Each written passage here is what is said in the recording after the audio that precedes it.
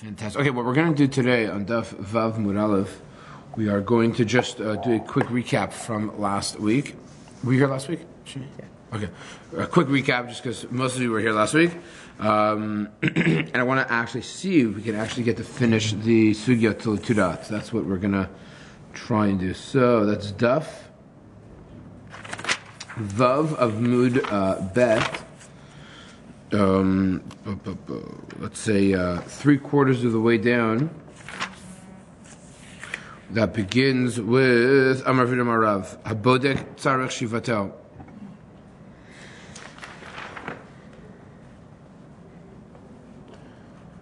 So let's just pick up from there. We'll just run through it quickly and just focus on a couple of things and try to get the 2 dots. So here we go. Amar Vidam Arav Habodek. So again, a person is doing B'dikat Chametz, right? And what happens? Says the Gemara, says the Rav Yehuda Marav, you need to also do bittul. Tzarich shivatel. What do you need to do? So again, according to Rashi, you need to be mevatel in your heart. You need to say to yourself, I'm being mevatel on my chametz. It's as if it's considered dirt, it's considered dust, it's meaningless. That's according to Rashi, right? Now, says the Gemara, wait a second, what's the purpose of all this? What's the rationale? Why do you need to do b'dika for? Why do you need to do bittul for? I just did b'dika of, right? So here we go, says the Gemara, if you want to tell me what? Mishum pirurim. If you want to tell me that maybe in my house, when I did b'dika, I didn't find a couple of pirurim, a couple of crumbs, right? And that's why I need to do bittul.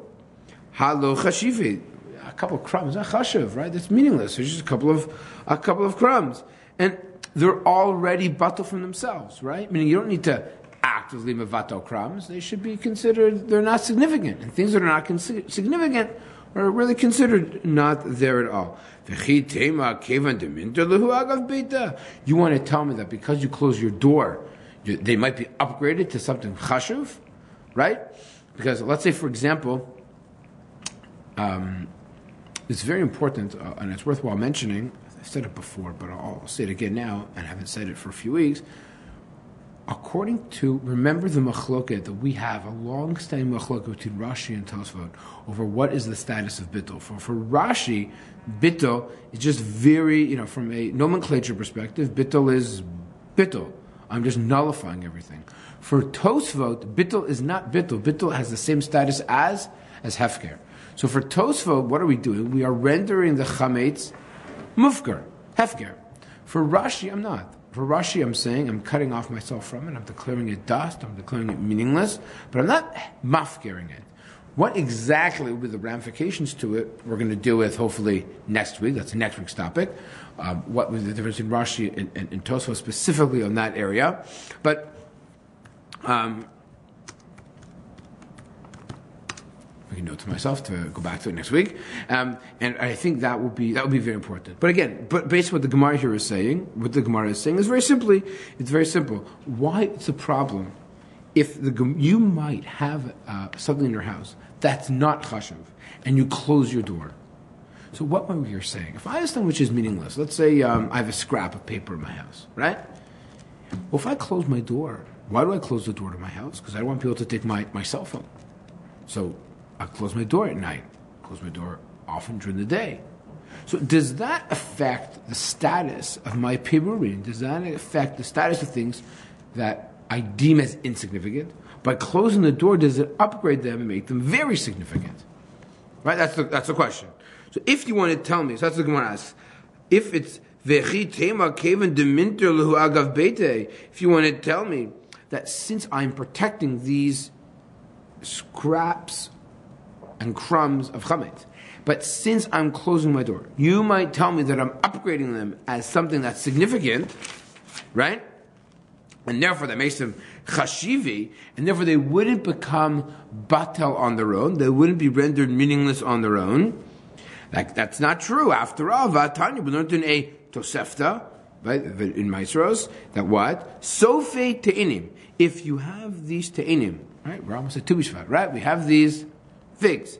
And what happened to these figs? They're like, at the end of, when you pluck figs, right? They don't get ripe. That's it, they didn't become ripe. They're not really, you would never eat them. They're called sophotainium. I guess they're like immature or unripeable, basically like, chazarai, right? For obtaining figs.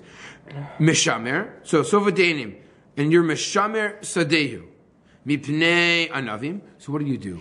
Listen, in my vineyard, in my field, I should say, I don't want people coming in and taking my grapes. But I have sofoteinim. So I don't want people coming to get my anavim. But I have these lousy scraps of figs. So what do? Right? Oh, sofo anavim. Or I have a situation where I have my lousy grapes. And what do? Mishamar sadim mipnei mikshot mipnei midlot. And why am I closing the gate of my field? Not because of my lousy grapes. I'm closing the gate of my field because I don't want people to come and take my zucchinis, or my dlaot, or my curds, right? My type of vegetables, my kishuim. I don't want people to take my vegetables that are ripe. And gourds. Bizman shabal habayit makbir aleihem. If a Baal Bayit says, oh, I like sofoteinim, I like or sofo anavim, subpar figs or subpar grapes. Why do you like them? I don't know. People like a lot of strange things, right? Harehem asurim mishum gezel. A person would not be allowed to walk in and take them without permission of a Baal Habayit because it's considered stealing, right? And Chaim v'Maiser, you would need to tithe even the Sofoteinim or the Sofei Anavim. Why would you need to tithe them? Because you say you want them, you like them. Food that you like. Food that you want to ingest. Food that you enjoy. Food that you want to gather. Those things are Chai for Meiser. But on a scrap, you wouldn't need to, right? But if you're saying you want them, and you enjoy them, and you're going to eat large quantities of them, you'll see why I'm saying that intentionally in a few minutes, then you need to tithe them, because you're makbid on them. It's hefker versus non-hefker, no? Oh, okay. Let's continue. However, bizman shemba by makbid alehem. If Baba it's not makbid alehem. Mutare mishum gezel. So if you want to tell me you're sofoteinim, or you're sofotim, you have them in your field, and you don't want them, you don't like them, you'd never harvest them and put them in a basket and try to sell them to market, right? Because they're meaningless. So if someone walks in and takes them, they're not chai for gezel, because they're scraps. And they're patur from meiser, and you're exempt from tithing because perot hefker, of course, or patur from perot hefker, of course, or patur from meiser. Okay? So again, what are we saying here? We're saying, if you want to tell me what's the reason why I need to do a bittul chametz. You want to tell me I need bittul chametz because maybe there's scraps in my house that I didn't find during B'dika, and I want to close the door to my house. Why do I want to close the door to my house? I don't want people to steal my iPhone. You don't have to do bittul for that. Because if you do bittul chametz, and you close the door to your house, and you're closing the door to your house, not because of your scraps that you might have that you never found, you close the door to your house so you don't steal your iPhone, that's permissible. Where do we learn this from? Masrot. The din of Meiser is, if you have sofo te'enim, but you like your anavim, you have to close your door still. By the way, we see from here that if you don't have scraps, and you leave your door closed, it's very problematic. That'll be a big problem for Tosfot, which we're going to talk about next week. But again, I'll repeat. For Tosfot, who holds that bittul is because of hefker, if you declare something hefker in your house, but you close the door to your house, and it's chashuv, it's a problem. We see that from this Tosefta. That'll be next week's topic. Isn't this Bryce that's talking about chazakas, or you can assume? No. Why is it a chazaka? Why? We can make an assumption, right? No, we don't make an assumption. What does the guy say? What's the guy's intent? If you're a mock or something in your house and the door is closed, that doesn't mean it's not hefker, no? Correct. Right. Exactly. Right. I'm saying, but what he's saying here is that it's hefker, no. So we're saying it's like this. Remember our case of the Gemara. Our case of the Gemara said, "Why is it my time?" But what's the reason why I need to do bittul? If you want to tell me it's because of scraps, they're not chashav. So what's the problem? Why do you need to do bittul on scraps? They're chashuv. They're meaningless. You're not over on anything. By matzah. So why do we need to do bittul? Oh, you want to tell me because I want to close the door to my house? Because I'm worried about my iPhone? It doesn't matter. You're allowed to close your gate if you have sofotanim that you don't want. They don't get upgraded. And if someone takes them, they're not over on gezel. And you're not obligated to tithe them. You're not chai from Maasros. Why? Because they're meaningless. Oh, but you're protecting them because you're closing your gate? Yeah, but I'm closing my gate not because of the sofotanim. I'm closing my gate because I have figs and gourds. Or I have grapes. And that's what I want to protect in my field. Yeah. So we don't say you upgrade your scraps when you have things that are worthwhile protecting. We don't say, oh, because you're protecting your field for grapes, well, it means that you're really protecting. No, not at all. This isn't the case where he said Farish that he said that, oh, by the way, my scraps are hefker. Like, it's just an assumption, no? Hmm? It isn't a case where he said the Farish that his scraps are hefker. No, it's just an assumption that we assume the scraps are hefker. Okay. I mean, otherwise... So I'm going to... Otherwise, it wouldn't even flow in the Gemara, right? How is it that you render something hefker? Is going to be next week's topic. There'd be a machloket Rashi. Well, it's a Gemara how you make things hefker. How exactly that applies on Pesach is going to be very problematic according to certain opinions, because what did you need to do? We'll talk about that. For Masros, for hefker, it appears, based on this Gemara, based on this Tosefta, most people, the default setting for Sofo Te'enim is hefker. Yeah, no one needs it. Right, default, the assumption, right. It's the assumption. So, how do you break that assumption? I don't know. The guy's a sofotanist. I don't know what to tell you. Yeah, you might think they thought you break the assumption on closing the door, and they say you. But you don't. Right, exactly. Right, okay. Right. But I'm saying, when I say something is hefker beferish, and then I close my door, doesn't mean that it's not hefker. That we don't learn that. We can't get that from the price. If I say my iPhone is hefker, and then I close my door in my house, so it doesn't mean it's hefker because I closed the door in my house. I'm protecting it. Well, it doesn't mean it's not hefker. If I close the door for my house and I have a million things in there, and I said my iPhone's hefker, right?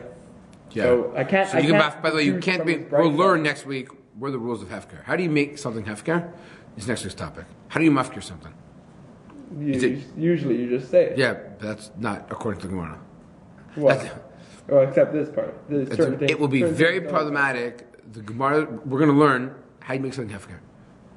It's not so simple that you can just, say to yourself, "Oh, this is hefker." It requires a lot more than that. It'll be next week's topic. You do reverse kinyan, like you're holding it over here and then you drop it. You have gravity do an anti-kinyan on you, right? We'll see. We'll see that God willing next week. Because, anyways, for various reasons why that is, because Totofos says, oh yeah, this bittul was just hefker, but it's not so simple. Totofos has to recreate the wheel. Recreate the hefker wheel because of it, which we're going to see next week. But I want to get to the Gemara first. Where did I leave off? And therefore, because of that, we need to have a different reason. Why must I do bittul chametz? Why bittul? So it can't be because of the scraps. Because scraps are meaningless, and I don't need to mevatel them. Oh, maybe it's because if I close my door, it gets upgraded. No, it doesn't get upgraded. So what's the reason why I have to do bittul? Here we go. Amar Rav, this was Gezerah, Shema Yimsa Galuska Yafeh. Maybe a person will find a delicious, galuska, a piece of cake, a loaf of bread, right? But again, that he didn't find when he did the bedika. Vedate luve, and his dat, he will, his knowledge, his intent, he'll make it chashuv, right? And therefore, for example, says Rashi. Rashi says what exactly happens here? Chashuvahi be'inav. V'chas aleh lesorfa. The guy says, wow, it's beautiful, Krasinski's challah, this cake, these cookies, wow. It's been so long. Exactly how long it's been is unclear. We'll see in a minute, right? But anyways, I don't want to burn it. Burn a beautiful loaf of multigrain bread? Or burn, triple layer cakes? I don't want to do that. And he delays one moment. There's a better word for delay. Hesitates. Hesitates. V'nimsa over ale bayir b'yamatzeh, and he transgresses the biblical prohibition of bayir b'yamatzeh. Aval, however, mishabatla, if you do bittul, in over, the lo kasav ela tashbitu. And if a person, however, does bittul, so he rendered his cake, let's say dust, then he discovers it. It could be, since he already rendered it dust, he wouldn't be over, shall we, if he pauses for a moment to destroy it, because it's essentially considered already dust of the earth. Chazal will say later on, destroy it anyways, right? That's only because maybe we're worried that you might change your mind. So destroy it anyways, just don't even leave it around, you might come to eat it. But really, mikaradin, if you find chametz on Pesach, and you did bittul, proper bittul, and you considered whatever chametz in your possession to be dust of the earth, you cut yourself off from it. Remember the language of Rashi? It was the dollar at the bottom. The language of Rashi was...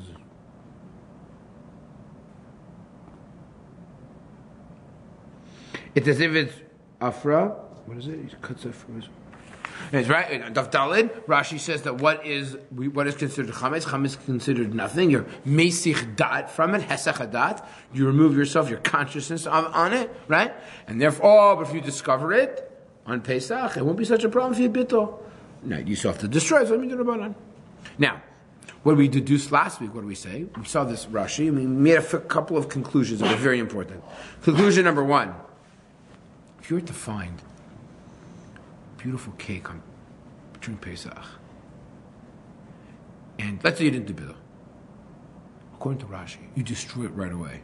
Are you over and by matzah? What did we see last week? So again, what's the concern for Rashi? Chasalel l'sarfa umashe, and you delay. So what do we see from here? That if you don't delay, let's say you don't do bittul, you did bedika, and you missed the loaf of bread over there on the shelf. You discover it on Pesach. You destroy it right away. Are you over? No, says Rashi, not over. But you might be Masha, then you'll be over. So therefore do bittul. Right? That's Rashi's thought process. Rashi's thought process is, you do bedika, you couldn't find it. You ended up unfortunately missing out and not discovering the loaf of bread. What's the problem? You might forget, you might delay in destroying it, therefore you'll be over.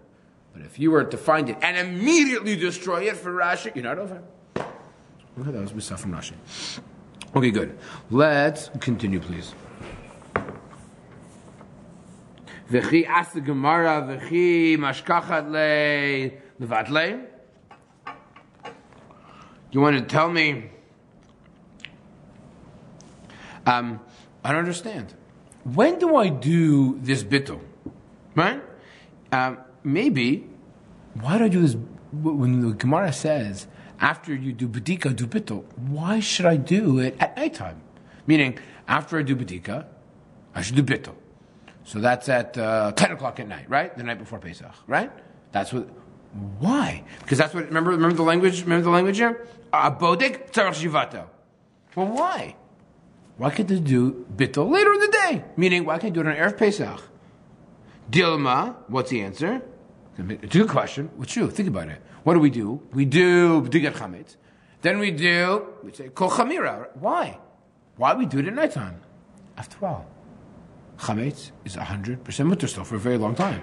So why am I doing bittul at 10 o'clock at night when I have a good 12 plus hours left to enjoy nichametz? So answers the Gemara: Dilma mashkacha levatar isura v'lav b'shute kaima. What are we worried about? That maybe the guy will wait. Let's face it. Come on, I'm in a rush for a bittul. I got lots of time. I got hours and hours and hours. And he might forget. And when will he then do? When will he want to do bittul? When will he remember? At the time after the time of Isura. And after the time of Isura, a person is not allowed to do bittul. Why? Lav b'rshusei kaimei. For Rashi, you violate a biblical prohibition of bayir bayimatzeh after chatzos on Erev Pesach. And if a person forgets, now, if you do it right when you do B'tikas Chametz, then you remember. But if you say, I'll do it later, I'll do it already, I have a whole day, a person might say, oh my goodness, I forgot to do bittul. And when might I remember? Only after the Zman of Isser Chametz. So I'll remember at 2 in the afternoon. You can't do bittul at 2 in the afternoon. Why not? Why can't you do bittul at 2 o'clock in the afternoon? Says Rashi, Lav b'rshuteu eino shelo. It's not his. He doesn't own his chametz in the afternoon. This has nothing to do, gentlemen, with selling it to a non-Jew. This has everything to do with a principle which we're about to discover in a minute. The principle we're about to discover is if something has an Isser Hana on it, you do not have control over it. As we'll see in a minute. If there's Isser Hana'a, you do not have control over it. And that is the language of Rashi. Rashi says, Lav Rishus. It's not in your Rishus. You do not have authority over it. It's not in your Rishus. So you might still have ownership, but you don't have, because, as we'll see in a minute, you might still have ownership, which gets your over on it, right? You definitely do not have Rishus over it. You don't have authority. You cannot do with it what you like. Okay. According to Rashi, bittul is more than hefker. I don't know what more means. I don't know. It's more than just making it ownerless. It's I don't know, more intense. I don't know what you'd say. It's not just hefker. It's something else. Probably. I think the Chiddush of the Torah, in my opinion, is that you don't need to do hefker. You can do much less than hefker, and that's called less than hefker. Yeah. It's not even hefker. You don't need to make it hefker. You just have to make it. All you need to do is hesach hadat. For Rashi, you just need to cut it off from your mind, not think about it. Maybe that's more than hefker on some levels. No, it's the Chiddush of the Torah. It's not even hefker. In according to Rashi, if it was hefker, you're by the way, here's the difference. If something is hefker, if I render my phone hefker, can I still take it myself as the owner? If I render the cell phone hefker, I stand outside, let's say, on the street, hefker. I can also claim it, can't I? Yeah. Right, but here's the problem. I'm not allowed to claim my chametz, can't, right? So to some extent, I have to have I have to sever the relationship with the chametz more than if I do something hefker. Because when I do something hefker, I don't have to render it dust to the earth. I just have to render it ownerless. There's a big difference between hefker and owner and dust. Well, yeah, but you don't reclaim dust. Even Rashi but you could reclaim hefker. Even Rashi agrees. If I made it hefker, then I wouldn't be over on things, right? You're not over on chametz that's not yours. If you pass by a bakery and you raw and you matzeh, then it doesn't count. Some random non-Jewish bakery, right? So even Rashi would agree if you make it hefker, it's not gonna. You're not gonna be over. Well, that's easy because it's not by matzeh. Yeah. What happens if a squirrel deposits a bagel in your backyard on Pesach? Are you over? For Rashi, it appears you will be. You're gonna be over. First of all, wouldn't you need?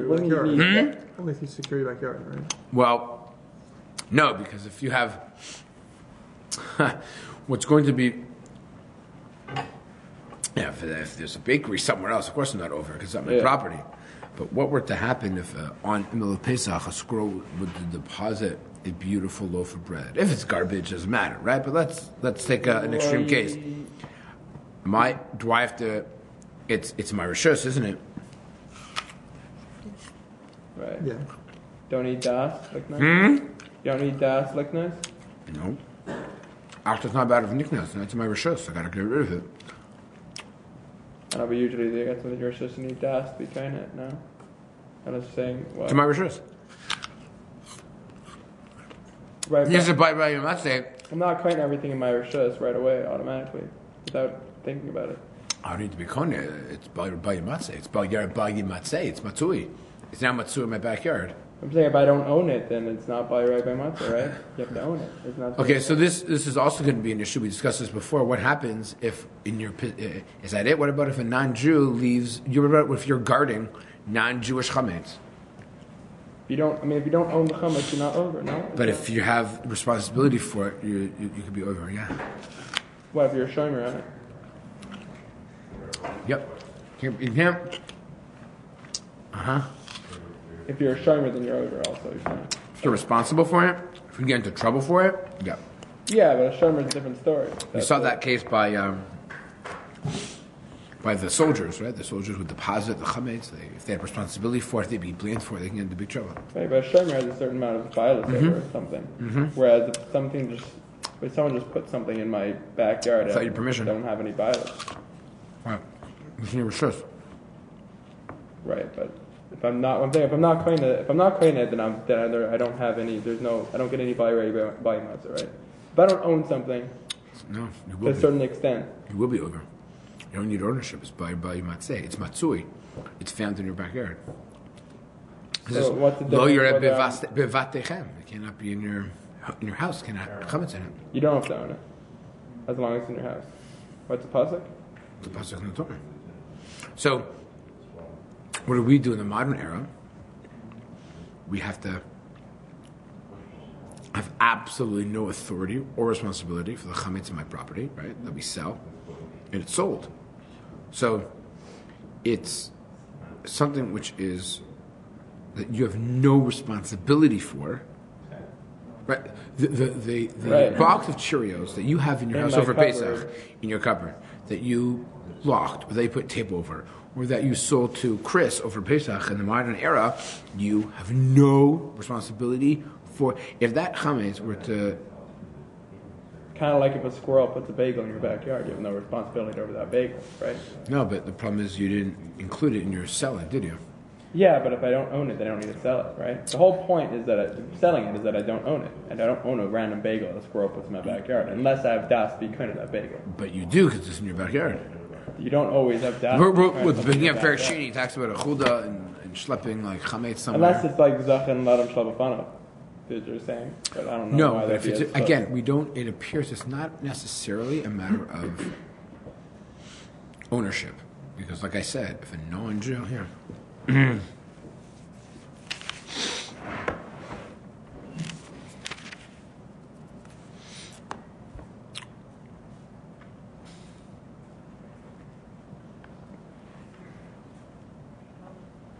you take a look at the top of Hayamud Bet, he goes,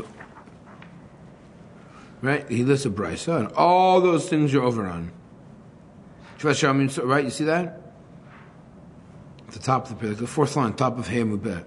Tarabanan. Shvasher Amin Yitzur Lo Yimasiv Vasichem Matzav Lamar V'Lo Kfar Nemar Lo Yirel Lechatzor Lo Yirel Lechachametz Lo Yirel Fish Nemar V'Lo Yirel Lechatzor Shalcha Yetorah Aval Torah Shel Achirim V'Shal Gavoha Yachu Yatvi V'Kibol Pigdon Nachi Tamid Lama Lo Yimatzei Ein Li El B'Nachui Shelo Kivshoso V'Ein Shiurim Imcha B'Chatzor Nachi Shiurim Kivshoso V'Shiurim Imcha B'Chatzor Hayinatz Aser Lo Yimatzei B'Vasechem Ein Li El B'Vasechem Haba B'Vorotu B'Sichir B'Moros Minat B'Damar B'Chol Gvulacha V'dainu Yamer B'Batim Over Mishum B'Yireh B'Yimatzei U'B'Yatmin V'Chi U'Bal Yikabel Pigdonos Min Anochi B'Gvulcha Shelcha Yitaroa V'Torah Shel Achirim V'Shagavo Min Ayin L'Tenes Amor Zeh B'Zeh. So, meaning, if you have responsibility for it, then you show. If a non-Jew says, "Do me a favor," that's only if it's a bikaron, right? Right. You have to have a chayas over. You have to have a chayas over. So, if a non-Jew says, "Do me a favor," I'm going to fight against the Egyptians right now, right? But I have all this bread. I don't want to share it with me. I'm leaving it in your possession. By the way, if I come back next week and it's not there, I'll kill you. What does that mean? Your responsibility for it. Yeah. So it's not yours. It belongs to Chris. He's off to fight in Afghanistan. He's going to fight ISIS. Right? He's going to Syria. And he says, "Do me a favor. Here's the bread. I'll give it to you. You watch it. And by the way, I'm telling you right now, that bread is not here in a week. I'll kill you." So you need to guard that, right? That's a problem. If he says to you, "Hold on to it, keep it, it's mine, I'll get it back," and you know there are no ramifications if you don't have it, so then it's okay, because it's his. Or if it's gavoha, if it's hekdesh, also, because it's ultimate, it's hekdesh. It's enough. We're not worried you're going to come. We're not worried, right? But otherwise, yeah, it's a problem. If you have no responsibility for whatsoever, then it's okay to have Right. a But I'm saying if a squirrel puts a bagel in your backyard, that should be a different story, right? Well, school in the backyard is yours. Who else is it? Who does it belong to? If it's in your backyard. It's not true. It's in your backyard. Things in your backyard you own. Not always. Yes, If you're not you own it. things in your backyard. But your chutzner is kona. What? Your chutzner is kona. Only if I have das to be kind of it, right? No.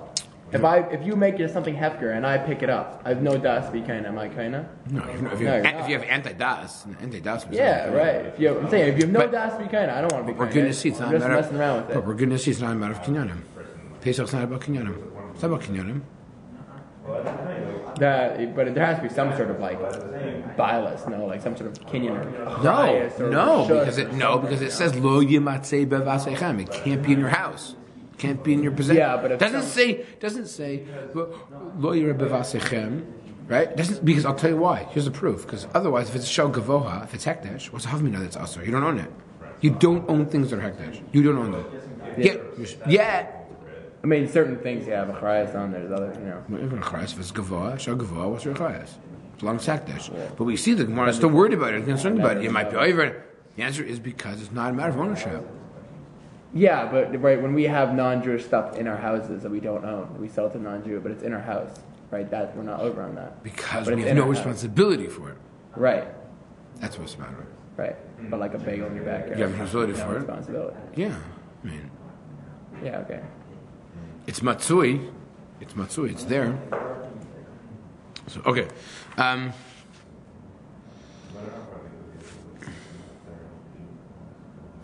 So the Gemara continues and says...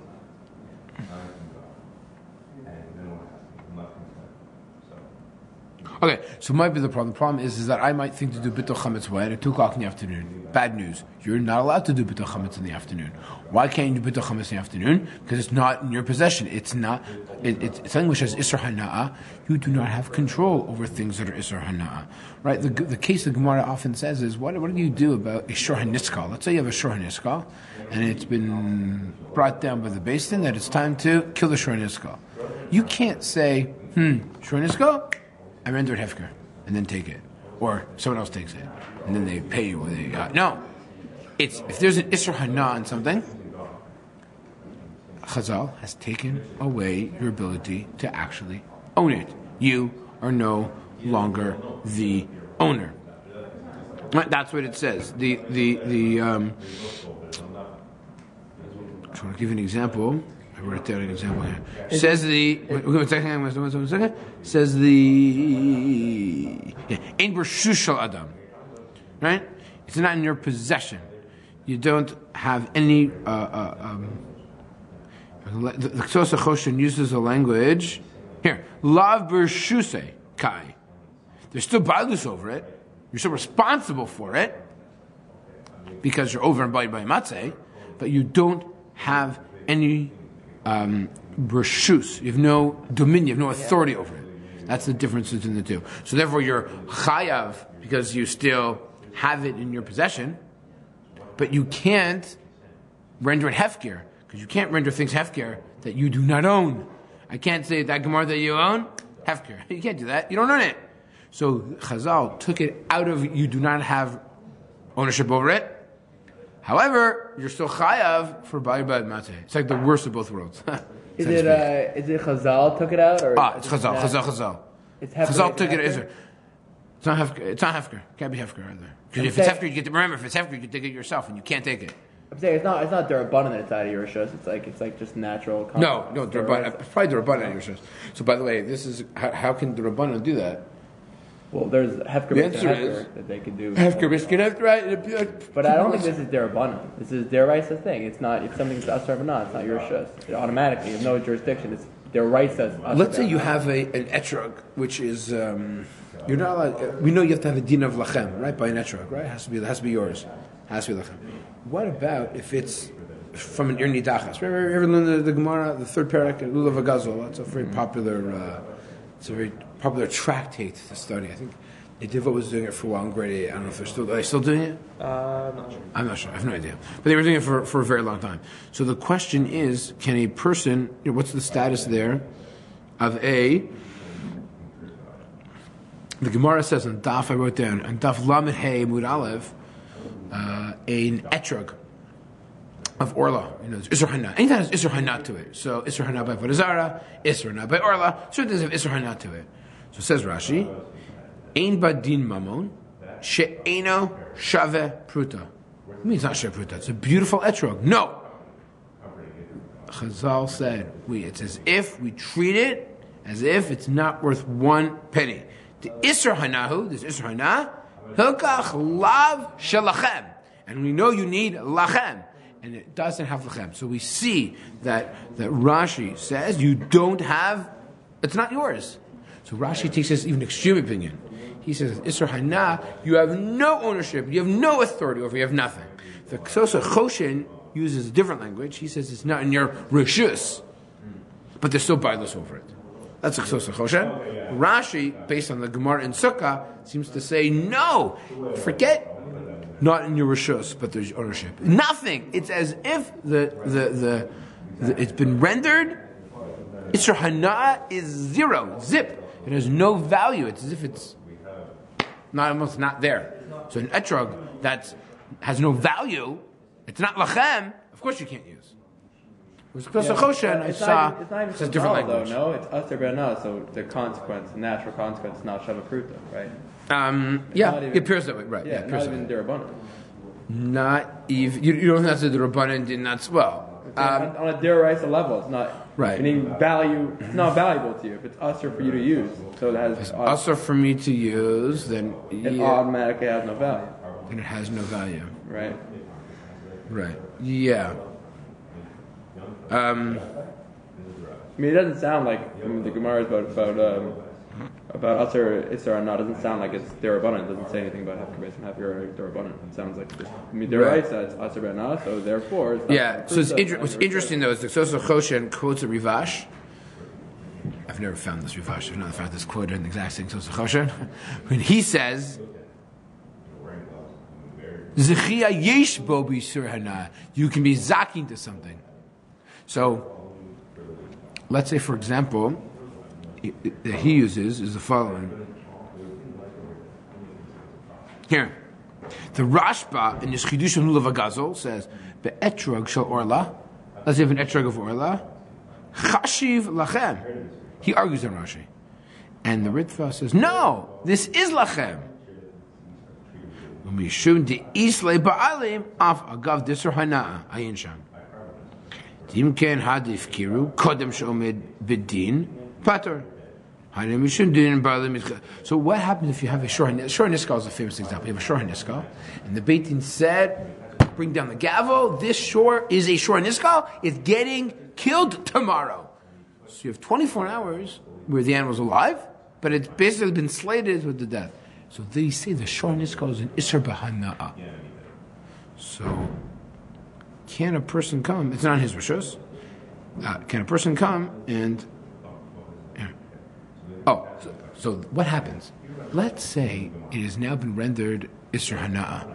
All of a sudden, I'm like, no, you don't understand. It's not true. And I find Edim, and my Edim then take the other Edim and prove they were Edim Zomim. Right? So meaning, my shore was declared Shor Niskal. And it was basically been slated to be destroyed. But I got 24 hours. And in that 24 hours, I produced 2 Edim who prove that the 2 Edim, and because those 2 Edim made my Shor Niskal, that they were Huzmu. They were Zomim. So now, what did I do? What can I do with my Shor? So says the... Here. Shor Niskal, Shehuzmu, Edav, Kol HaKodem Zachabo. Anyone can come and get the Shor Niskal. Anybody. Me as the owner, or BJ as a stunt bystander. Why? Hainu. The Kevan de Huzma Edav, Hareze Ma'olam Lo Haya Misuri Hana. The Kevan de Balim Ifkiru, Hare Hefkeran. The Hefker, since it's Hefker, anyone can come and claim it. Could be the owners, or it could be a guy who's like, hey, I just got myself a brand new shore. And Bijay grabs it before I can go get and reclaim my own shore.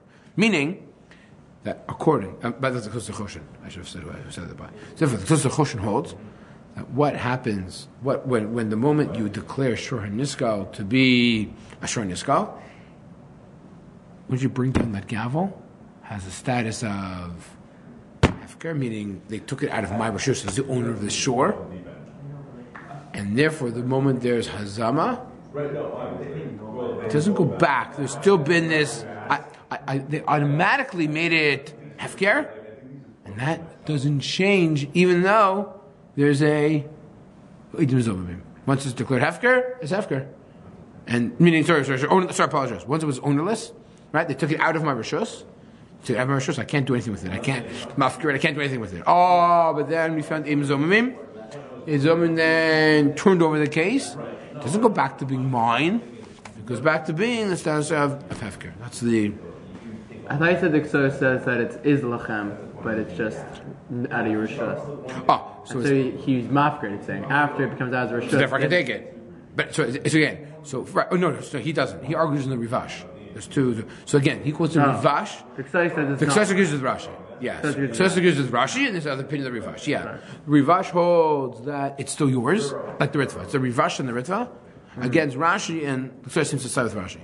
So either we hold that there's still lachem, it's still yours in some type of way, right? You still own it, you just have no authority over it.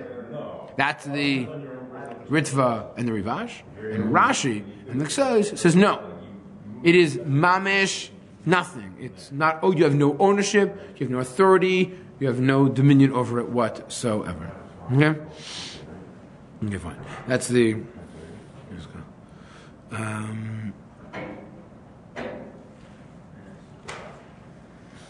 Okay.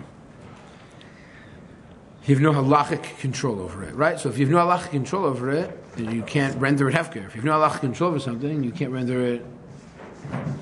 Oh, fine, let's go on. Fine, let's continue. And this is exactly v'lo matzeh mevatel. If they took it out of your rishus, you have no, regardless how you slice it, you have no authority over it, you have no ownership over it, you can't therefore render it bittul. You can't make mevatel it. V'lo matzeh mevatel. Da amar, after all, says Rabbi Lezer, shnei dvarim einam b'shuso shel adam, v'asana kasuv ki ilu hen b'shuso. Meaning, either not in your authority, but the Torah, however, placed them in your responsibility, right? There's a difference between authority and responsibility. And what are they? A bor in Shus Rabim. You dig a pit in Shus Rabim. You dig a 20-foot pit. That's very dangerous. You don't own that pit, but you're responsible for that pit. You don't own the chametz, but you're responsible for the chametz, right? That's what it says. So again, you don't own them, meaning, therefore you don't own the chametz, therefore you can't make it hefker, therefore what's the only thing you can do with it? Burn it. Right? You can burn the chametz after sheshos, but you can't mevata the chametz after sheshos, because in order to be mevatal it, you have to own it, and you don't own it, so you need to destroy it. And also, bor b'shus harabim, you do not own it, but you are responsible for it. Those are the two things that specifically, says Rabbi Elazar, they're not in Rishus Shel Adam. You don't have ownership, but instead you have responsibility. And those are the bor of Rishus Rabim and chametz from 6 hours and after. So ask the Gemara, V'nis batle barba. Fine. Okay, fine. So you told me we can't do bittul after chatzos. Fine, I get it now. Okay, you proved it. Fine. But I don't want to do it the night before, because it's so long till chametz is asur. So how about another day? I'll do it at arba, right? I'll do it at 4 hours, or in batle b'chamesh, or maybe I'll do it at the 5th hour, right? Keva and lav zman yisur. It's not zman yisur then. And lav zman burahu. It's not zman yisur. It's also not the zman of burning. It's earlier than that. It's a few hours earlier. Dilma pasha v'lo mevatlalei. But what's the problem? Since the guy's not thinking about chametz, or thinking about the zman isser, or thinking about zman bir, we're worried that he's going to, shall we say, forget. It's not the zman bedika done it before. It's also not the zman of isser. You have a couple of hours till then. No, we're worried that you're not going to remember to do it. That's what we said, right? That's what we said also last week. Okay, after all, she's not engaged in the chametz per se. We'll forget to do it. So therefore, do it the night before the fourth, fifth hour. It's not so. It doesn't matter. So the Gemara says, "Batle b'shit." What should you do? Fine, do it the 6th hour, beginning of 6th hour, rather, not the end of 6th hour. Beginning of 6th hour. Keva and after all, which is his manisr, that's his manisr d'Rabbanan. Beginning of 6 hours, manisr d'Rabbanan. So how come we don't just do it then? Ilove, right? No, why can't you bring a 6 hours? So we know Mina Torah, you only over at the beginning of the 7th hour. But Chazal, Rabbanan brought the hour an hour earlier. So therefore, why can't we do bring a 6 hour? Why can't the bittul bring the 6 hour? Because then that's the time I've engaged in burning chametz. So why not say at the moment that I'm engaged in burning chametz? No, because it's still asur midurabanan to do Mina Torah. It's the end of the 6th hour is when chametz begins. Beginning of the 7th hour. So then, what about beginning of the 6th hour? No, don't do it then, because midurabanan, we said 6th hour. Why can't you do it then? Since it's midurabanan asur b'hana'ah. If it's midurabanan asur b'hana'ah, you're not allowed to do bittul. It's as if it's not in your rishus. Midurabanan, it's as if it's not in your rishus. Midaraisa, it's not the beginning of the 7th hour. But since Chazal brought it back the clock an hour, they brought back the clock an hour with everything that's governed by the Doraisa. What's governed by the Doraisa? It's not in your rishus. If it's not in your rishus, then you still can't do bittul. This so sounds like hefker based on hefker. Yes, because not your. Yes, it could be. It's very possible. Those who actually want to argue that since Chazal said the beginning of the 6th hour, it's not yours. You're not. It restricts what you're able to do with it. It could be. Okay, it's 11 o'clock, so let's stop here for today. Next week we're going to pick up the rest of the Gemara until the 2 dots. That's what I want to do. And so I think it was worthwhile going over it again, even though we did it last week. I think it's worthwhile going over. Next week we're going to start from here, Damar Rav Giddo. We're going to get to the 2 dots, and then what I will do is I want to go over the machlokas between Rashi and Totofos over Hefker. That's our, shall we say, lack of a better term, our iyun topic. But first I want to go into a little bit of Gemara till we get to the 2 dots. Okay? So I'd like to finish the Gemara this week on Daf Zayin Amud Aleph. We left off last week and get to the 2 dots. I doubt we'll have time to do much more than that today. Excuse me, that's our plan. And I just want to remind everyone what we did last week. You guys were here last week? Yeah. So last week we were talking about you can't do beer chametz after the 6th hour, because remember what we said was after the end of the 6th hour, meaning beginning of the 7th, it's d'oraisa, and therefore Chazal took it out of your rishus. It's not. You don't have the. I think the phrase that we used last time was you don't have ownership, but you have responsibility. Remember, like a bor meshus harabim, right? You need to have responsibility. If you dig a 5-foot hole in the middle of Bathurst Street, you are responsible. You don't own it. It's the same idea with your chametz. You're responsible for the chametz. You might not have any ba'alut over it. You won't have any ownership over it. And therefore, you can't be mevatel.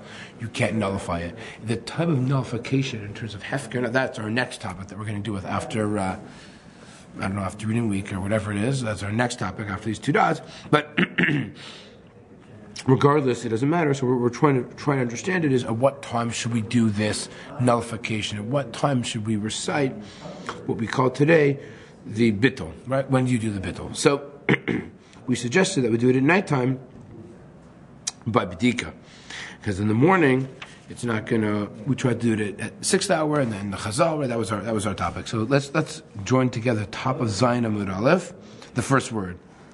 Zayin off the first word. So it says the Gemara ve'nivatle bishit, right? So I have an idea. Why don't we just instead do the bittul at the 6th hour? After all, if you're worried, we did this last week, but I'm going to go over it again. If you're worried that just to do bittul by itself, and you're not doing it with any time you're actively engaged with chametz, we said you might forget about it. But if you're already doing the sreifa, if you're involved in burning the chametz, so you're like, oh wow, I'm burning chametz. Oh yeah, I better do this bittul. So that makes sense. I'm engaged with the chametz. I'm doing sreifa. So if I'm doing sreifa, I'll remember and I will do bittul. Just to have bittul by itself, we're worried that if you just do that, you're going to forget to do your bittul because you're not thinking about chametz. You're doing other things. But if you're engaged in the actual burning process, so then it makes sense while you're already burning to do the bittul. That's what the Gemara asked me. Then, and this is again, we saw this last week. No. Why? So we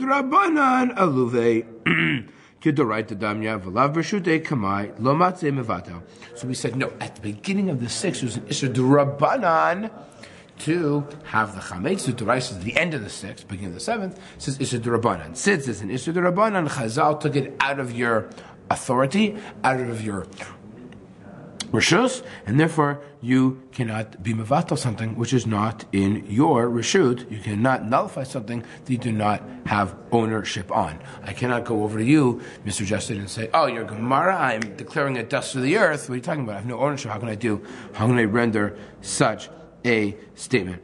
And we even said a person cannot get any hana'ah. If there's an Isser D'Rabbanan on something, right, you cannot get hana'ah from that item. It is not considered a mammon. It's not considered money for that person.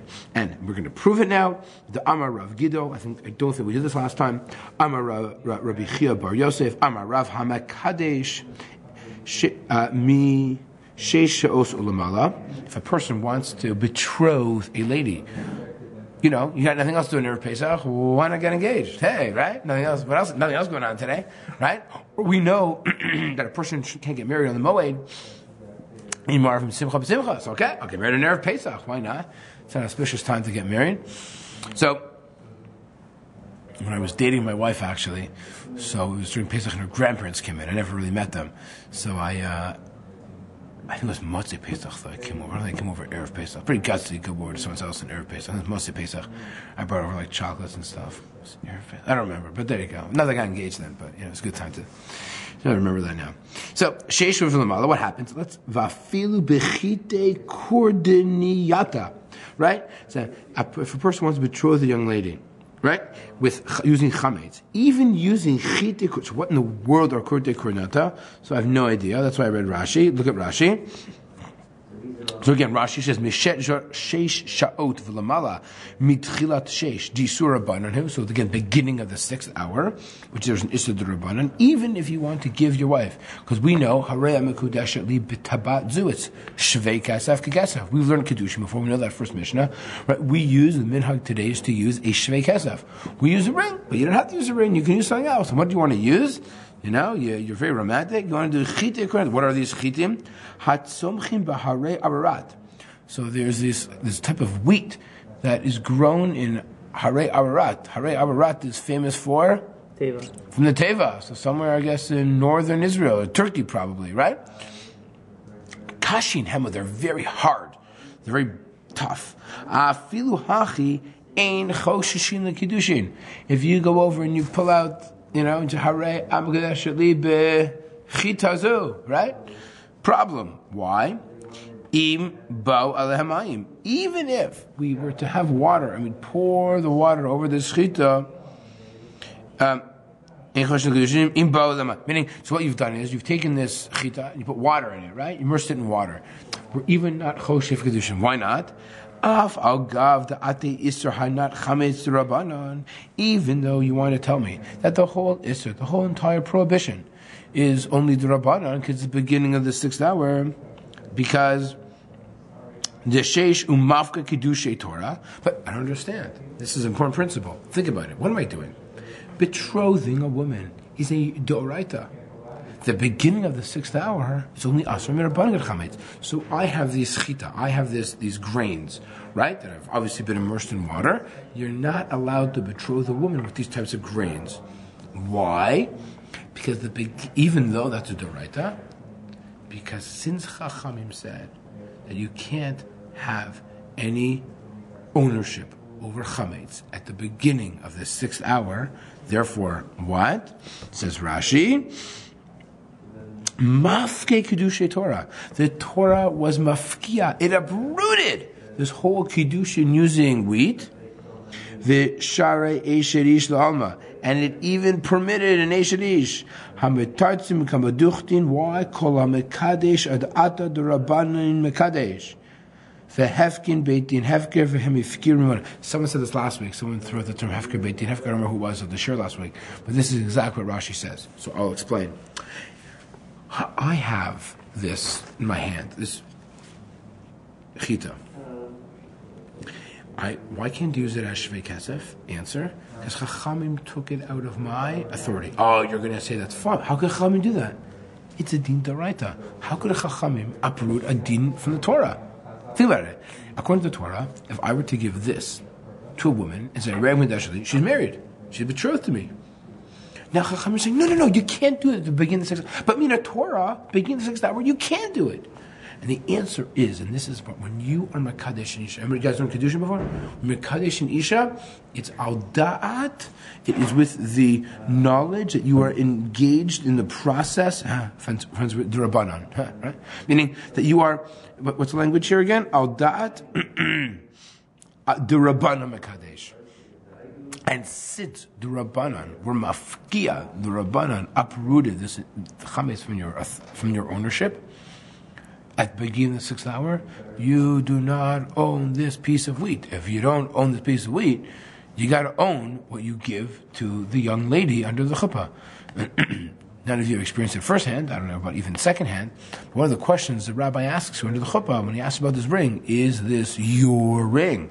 Did you buy this ring? Do you own this ring? So, instead of saying the word ring, say, do you own this chita? The answer is, you do not really own this chita because Chachamim took it out of your ownership. They took it out of your dominion. So if you do not own it, you cannot betroth a lady with it. And therefore, if you were to take this chita and go over to a woman at the beginning of the sixth hour, it would be absolutely useless. You would not be engaged to her at all. The hefker beitin beitin has the ability to basically declare hefker, that it's ownerless. Femifkir mamono, and your money to some extent has been uprooted. You do not own this money. You do not own this chita, and therefore you did not betroth this young lady. Okay, everyone's good? Good? Now.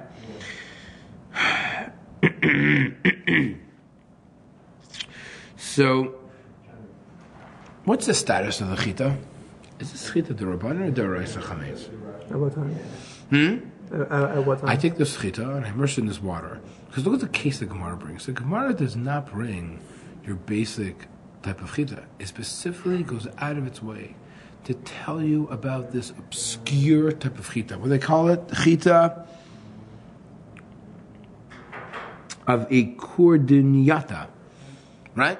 From Kurd or something. Right? From Ararat, from Turkey.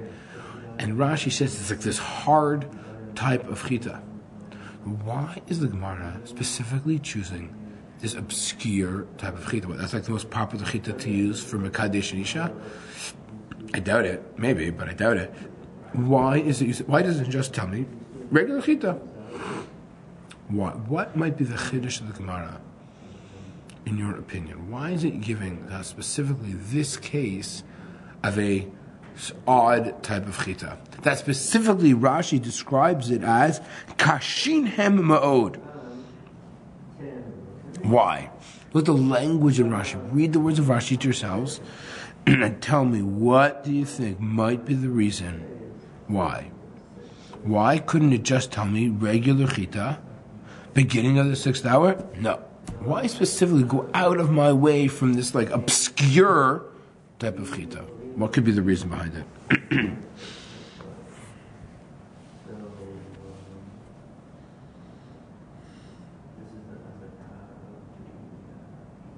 It can't become chametz. And therefore, if it can't become chametz, why is it a problem at all? Why can't you use it for then under Pesach? Because right, it's only chametz or mafkia.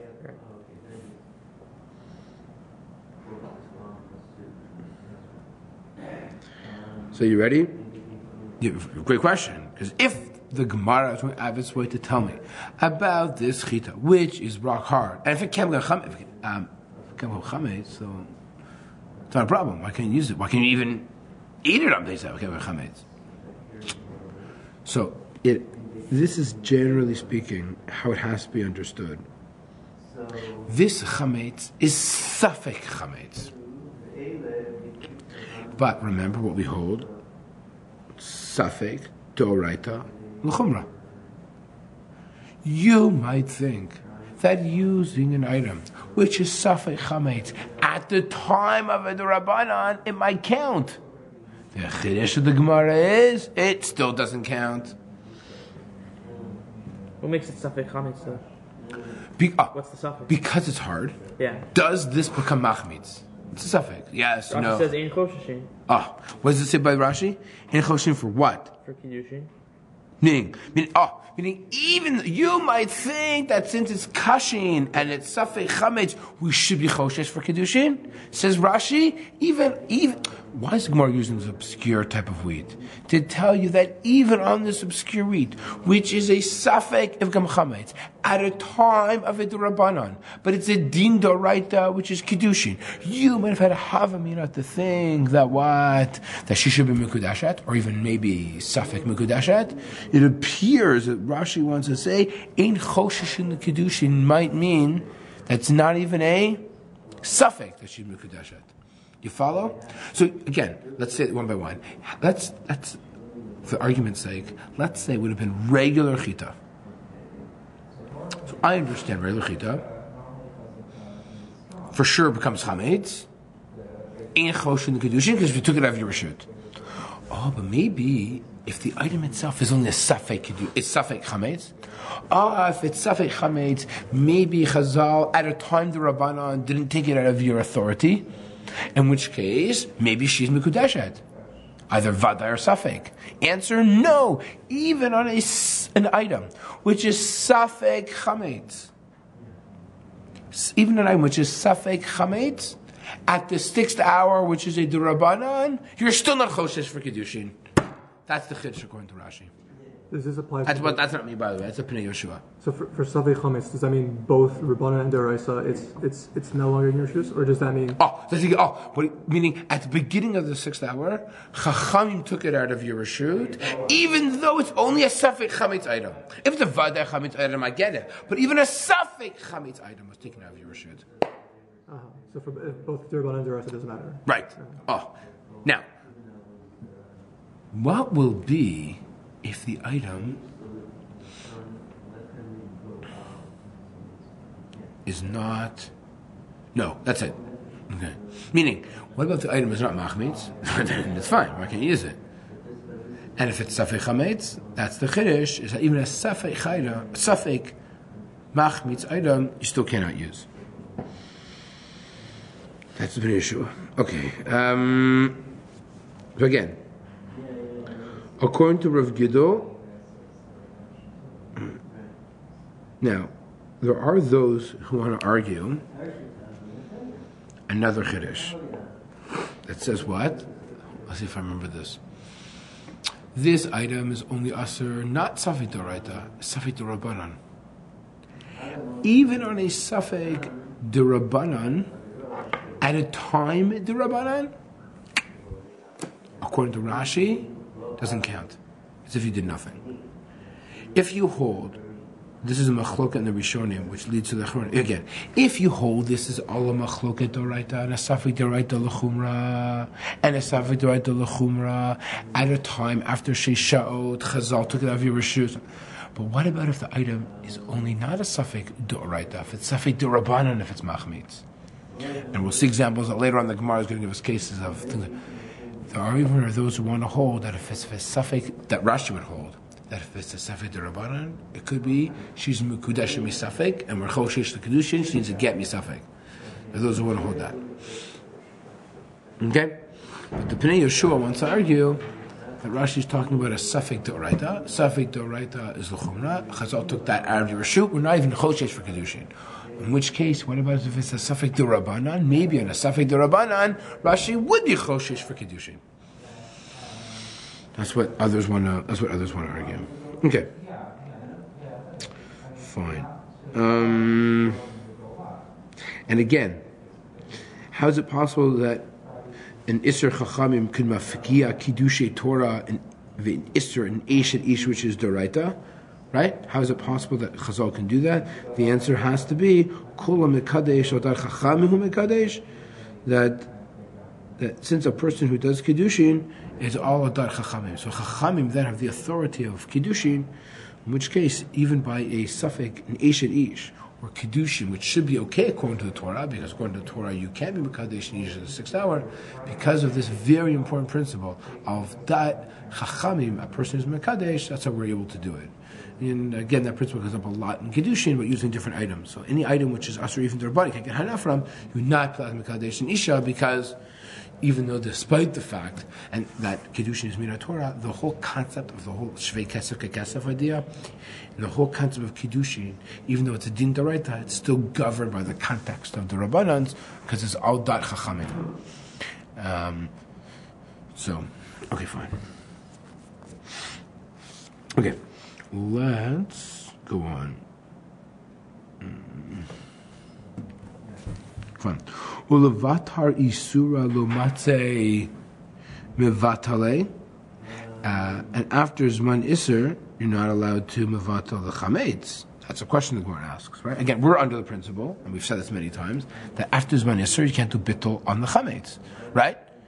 Really? Vehatanya, we learned in a Braita. Haya Yoshev b'Veit Midrash. You're learning. You're in the Beis Midrash. V'nizkar sheyesh chametz b'toch beito, and you remember that. Oh my goodness! Oh, I have chametz in my house. Mevatlo b'libo. What do? You do bittul. Echad Shabbos ve'echad Yom Tov. Problem. We have a bright mefureshet that says you're sitting on Shabbos or Yom Tov. Now, what's the Yom Tov referring to? Pesach, right? So you're sitting and you're learning. All of a sudden, like, oh my goodness, I have what? What do I have in my house? I have a chametz in my house. You sit and you mevatel it. You're okay. How can we do that? Didn't we just say you can't do bittul chametz once Pesach begins? How can you bittul chametz? We took it out of your reshut. There's a braita that seems to contradict this. Let's see it inside. Bishlamawat Shabbos mishkachat le kigon shechal arba'as aler b'Shabbos. Fine. If you want to tell me on Shabbos, you can sit and you're in the Beis Medrash. You could do bittul. I understand, because maybe the 14th could be Erev Pesach. This year, is it? No, this year Friday's Erev Pesach. Yeah, a couple years ago. So Shabbos Erev Pesach. So you're sitting at 10 o'clock in the morning in shul, like, oh, I forgot. Then you can do it. But Ella be Yom Tov Batar Isurahu. But if it's on Yom Tov, it's after the Zman Isur. How can you do bittul chametz on this chametz you have in your house? You're sitting in the Bet Midrash. You're learning Gemara. You're doing Parsha. You're learning whatever you're learning, and all of a sudden you remember you have chametz at home to do bittul chametz on Yom Tov. We just spent the last number of lines in the Gemara saying you can't do bittul. Chachamim took it out of your reshut, or the Torah took it out of your reshut. Right? The Torah took it out of your reshut. You don't have ownership over it. You have responsibility, but no ownership. So how can you do bittul? How could we understand this braita? It appears to fly in the face of everything we've done over the past couple of weeks.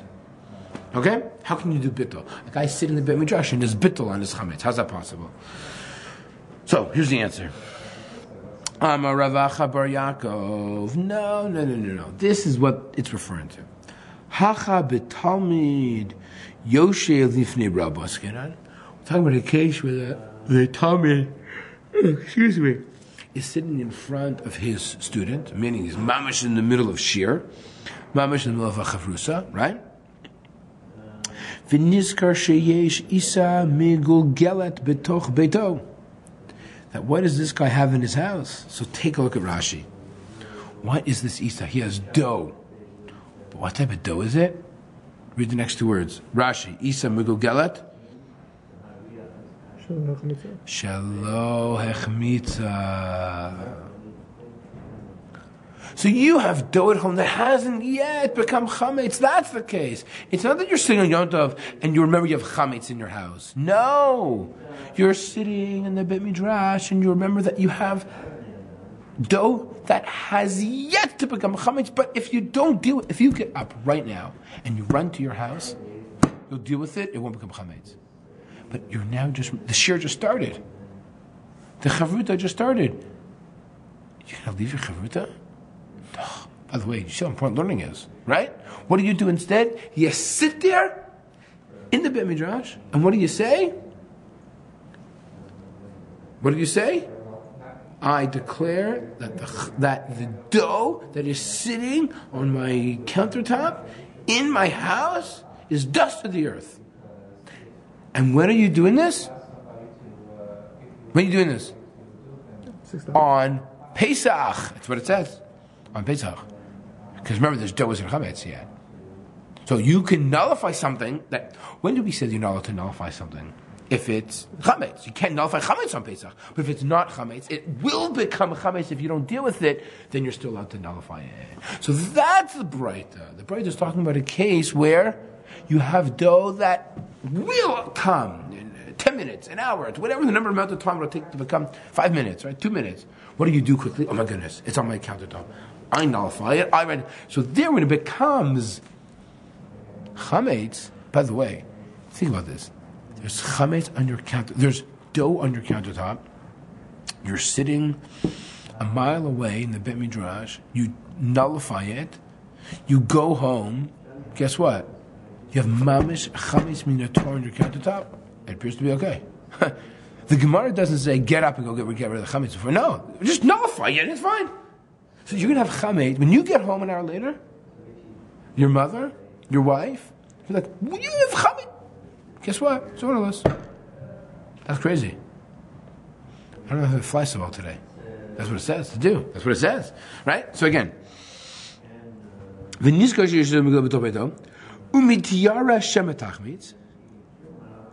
you're worried that it can become chametz. You're not going to get up now in front of talking to Rebbe. You're going to get up and go bake it, which is the only way to prevent it from becoming chametz. You have to kill the chemical process. You're the science guy, right? But it's going through it's the yeast, right? The yeast is working. You got to kill that process. How do you kill it? By baking it, right? Right? If yeast, by the way, if yeast sits unbaked for too long, it has this terrible smell to it, right? It doesn't taste good. So this is the right time to kill the chemical process. That's what tastes yummy and delicious. So you got to kill this process ASAP, or else it's going to become chametz. But you can't do that because you're learning. How can you go to your house now to bake? Therefore, kadim umevatale mikamed de tachmitz. What do? You nullify it in your heart before it becomes chametz, before there's an isur hana on it, and therefore it is in your reshut because it's not chametz. Since it hasn't become chametz yet, you have the authority to nullify it because you still own it. It's not chametz. You turn it into dust of the earth. Comes chametz, doesn't matter. It is not yours. Pretty wild, huh? That's a pretty wild case. Look at Rashi. We did that Rashi Isa Megugel. Look at the next Rashi. Tekadam umevatale belibo. For Rashi, where do you do this bittul? Do you have to write it? You don't have to say anything. Belibo. Think about it. Contemplate it. Says Rashi, Adayin here bershuto. Shalo nesra lavatan aser. So why can't you nullify it now? Okay, back to our Gemara. Daika nami. So, says the Gemara, let's now be medayik from the language of our Breita. Dekatane haya yoshev betoch beit hamidrash. Meaning, let's be medayik, let's be very precise and meticulous upon the language of our Breita. So what does our Breita say? That only when a person is learning in the Beit Midrash, because of the kvod of his Rebbe, it's sufficient to do bittul. But let's say he's working. Let's say he's washing his car. Let's say he's going to school. No, in such a case, what should you do? Get up, stop what you're doing, and go deal with your Isa. Right? We see here, based on the language of the Breita, the only time you'd be allowed to, And by the way, which is l'chatchila, the only time you'd be allowed to is not to deal with this dough that will, in the next few moments, become chametz, that you don't have to stop what you're doing to deal with and to bake it, to kill the process, is only Talmud Yoshev Nirabo. But if it's a guy who's doing any other activity, he should stop that activity, go to his house, to avoid having that Isa become chametz. If a person is in the Beit Midrash, and appears to be only in the Beit Midrash, does a person not need to get up and go deal with the dough, but instead continue learning, just do bittul in one's heart, and it's fine. Yeah, it appears that's this diuk, right? It's daikanami, the katani hayayoshev betoch beit amidrash shema mina, right? Meaning that the only thing I can, the only situation that I can come up with is a guy is sitting on Yontif itself. He's sitting and maybe he's even davening. Maybe he's in shul. Maybe he's saying Hallel, Pesach night, right? Maybe he's at the Seder, whatever the case is, and he has dough in the basement, right? In any other scenario, with the exception of Talmud Yoshe, Lifnei Rabo, I don't know if we say it's one-on-one. I guess maybe it's, I don't know if it's a shear.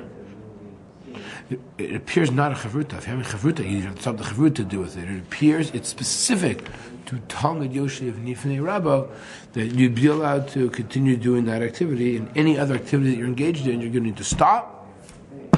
And you need to deal with the chametz. Bittul will not be sufficient. So just a shear. It appears it's just the shear.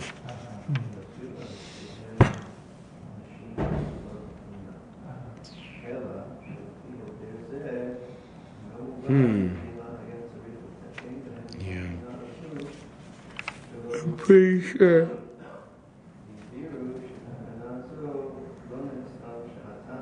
Let me see if I find anything here. Here. Oh, that's interesting. What about if it's Shabbos? So it could be that if it's Shabbos, you can't. Let's say that's a good question. Let's say it's Shabbos Chol Moed. It doesn't really matter, right? First day Yontif is also, let's say, Shabbos. Like this year, first day Yontif is Shabbos. So it's the first day of Yontif. It's Shabbos this year. 2:00 in the afternoon, and you remember, oh my goodness, there's dough. Now, here's the problem. Can you do anything on Shabbos with that dough? What's the status of dough on Shabbos? It's muksa. Why? Why is it muksa? Can you eat it? No. Can't do anything with it. Can you bake it? No. So you have no choice but to do bittul. On Yontif, whether it's if it's the first day of Yontif, second day of Yontif, so you have an opportunity, you can bake it. So dough is a muksa on Yom Tov because of Achol Nefesh. So I think that's also the daikanami here. That here the Baraita wants to medayek. We're actually really only talking about Shabbos. We're talking about Yontif. What if it's the 14th and Shabbos? Can you do anything differently? You can't bake on Shabbos. What can I do? You can only do bittul. I can only do bittul. Right. It's Shabbos. Yeah, I can do anything. Right. It wouldn't matter. Right. So.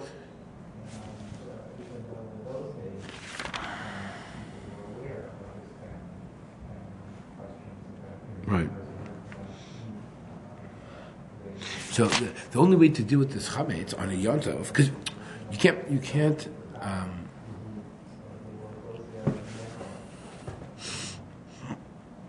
You would not be allowed to burn it on Shabbos. It's moksa. You can't move it.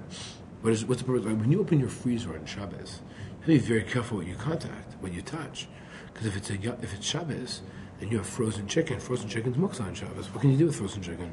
Right? Many things one's freezer, if it's like a cake that's frozen, that's not moksa, because you can take it out of your freezer, within a few minutes you can eat it, right? But most things in your freezer are moksa on Shabbos, because you can't do anything with them. They're not edible, at all. They need to be cooked, they're raw. Again, not all food we have that. But if it's so in that case, on Shabbos, if you're sitting and you remember that you have Isa in your house, just do bittul. As opposed to, if it's a yontif, you need to bake it, unless it's Talmud Yoshev Lifnei Rabbo. Okay.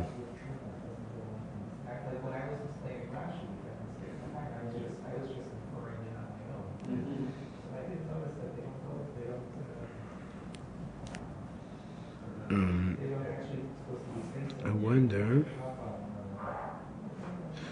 do we hold this way the halacha? That's what I'm trying to look up.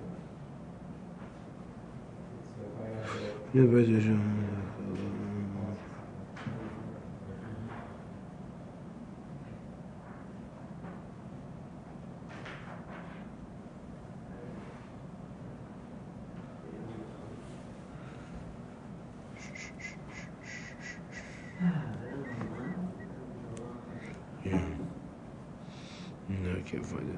What is the definition of Talmud Yoshev Lifnei Rabbo? I'm sure there must be something on what exactly is defined as Talmud Yoshev Lifnei Rabbo. Right? I'm sure it's a very clear definition. I'm just not sure what it is. Right? I don't know if that means I'm not sure. A shir, dafka, chavrusa. I'm not sure. But probably not chavrusa with somebody else. It's probably dafka Lifnei Rabbo. That he'd be tiyara. He'd be worried. He'd be concerned just to break that up and just to leave. It's not an appropriate thing to do. Okay, read Rashi. Let's read this Rashi. It's a long Rashi. Okay. Da'adayin loch mitzvah. Okay. Everyone with me in the Rashi? Let's follow and read it together. Tekatan hayayoshev bevet midrash demashma mipnei she'ein yachol lakum v'lelech misham hu bevatla beliba. You can't just get up and leave. It's not an appropriate thing to do. Therefore, you'd be allowed to do bittul. If we're talking about a case where it's chametz gamur, lam liyoshev bevet midrash afili miyapanoi. Even if you were, why would the Gemara need to tell me that it can't be? So it can't be referring to chametz gamur, because if it's referring to chametz gamur, then why tell me it's in the bet midrash? Because either way, im hayapanoi mabidol lasot yoter hashavat belev. What could a guy do if it was already the Zman Isser? You couldn't do anything if it was Zman. Sorry, if the guy was totally available. If the guy was totally free, right? He was panoi. He had lots of time in his hands. What else could you do besides hashvat habalev? Zebir, that's how you do beer. It must be that you have an opportunity to do a tikkun. It must be you have an opportunity to fix a situation. And if it's opportunity to fix a situation, it must be, if it's Zman Isser, that the item itself isn't actually Asr. Because if it's Zman Isser, then you have no tikkun, because you can't do bittul. You can't do bittul. He has the ability to bake it. Im haya panui, if he had time, if he was available. It has to come chametz. So since it has to be chametz, since you can rectify a situation, since you can bake it, that's what you should be doing. Because specifically, it could be Yontav, we wrote the language of the Breita that he's in the Bet Midrash. Why? The Shabbos mitukama bechametz gamor ba'asar shechale b'Shabbos. Because if it's Shabbos, the guy cannot do anything. It's the case, it's muksa, right? It's chametz gamor. What is he going to do? You have no choice. You just have to let it turn in. If it's the morning of Erev Pesach, he can mevatel it. And if it's the afternoon, he cannot do,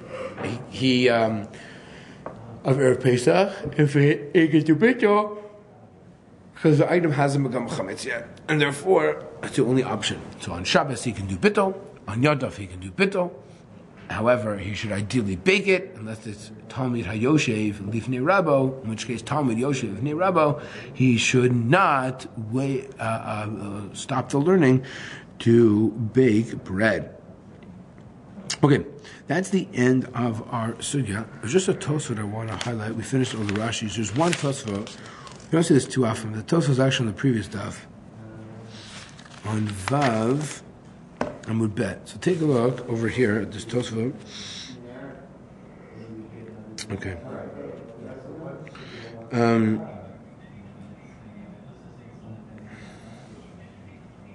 By the way, I should ask this. What's the reason why we do bittul twice? We do night and day. Do you know why we do night and day bittul?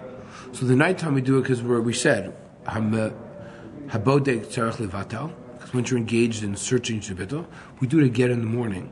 The reason is because we have leftovers, right? Most people, the night of Pesach, despite the fact that they took the inventory, and despite the fact they collected the they burnt it, they've left over, this is our breakfast, guys. You have cow pieces, this is breakfast for the families. When I did bittul, the night of Pesach, by Bedika, I didn't have in mind this. I want to eat this in the morning for breakfast.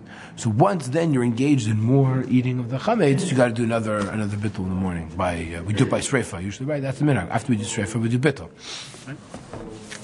So, okay, this Tosfot. We have a couple minutes left to go. Mishum Sheish of Lamala, Pirush HaKuntras. Mitchila Sheish, Velo Nihira Rabbeinu Tam. Says Rashi, the beginning of the 6th hour. Dal Kerchach, Had Amar La'ayol Chametz from 6 Shav Lamala, Aser, Hainu Misof Sheish. Earlier on, the Gemara mentioned a time period of 6 hours. The end of the 6th hour. That's Rashi. Rashi holds that the Isser is the end of the 6th hour, meaning the beginning of the 7th. Persh ben Utam de misof shesh ka'amar u'miyaite re'iyah mechite kundiata she'en kashin v'hu chametz nuksha she'inu eser nami elo midurabanan. Says the Tosfot. Tosfot argues on Rashi. Rashi holds actually that beginning of the 6th hour already, it could be already Zman Isser. It could be Zman Isser beginning of the 6th hour. Tosfot says it's the end of the 6th hour. And Tosfot also says, what is the Chiddush over here? The Chiddush over here is not like Rashi. Rashi seemed to imply that this special wheat from from the northern, from Turkey, from Ararat, this wheat is wheat which is Asr min, Safek min Torah. The Tosfot have a bigger chiddush, and Tosfot's chiddush is no. This food, this wheat, is only aser mi d'Rabbanan, and the chiddush of the Gemara is that even something which is aser d'Rabbanan at a time which is aser d'Rabbanan, you can't be makadesh and isha with. I should have said this earlier. I alluded to it, but I wanted to see you guys inside. Okay, that according to Tosfot, using something which is aser d'Rabbanan at a time which is aser only mi d'Rabbanan. No choshesh for kiddushin. Not so simple. Rashi might not hold that way. Rashi might only hold a suffix d'oraita at a time of a d'Rabbanan. We're not choshesh for kiddushin. But if it's a d'Rabbanan at a time d'Rabbanan, it could be kiddushin misafik. I believe, although I'm not 100% sure, the Rabbah paskins that way. That the kiddushin misafik on Isser d'Rabbanan at a time d'Rabbanan. Okay, fine. Let's stop there for today. Any questions, by the way, so far? We're good? Okay. So what I want to do is, for next week or whenever we convene again, I want people to think about, we talk about this bittul. What is this bittul? What exactly is this bittul? I get up and I declare something to be dust of the earth. What are the parameters of that declaration? What are the conditions of that declaration? Is it just like is that governed?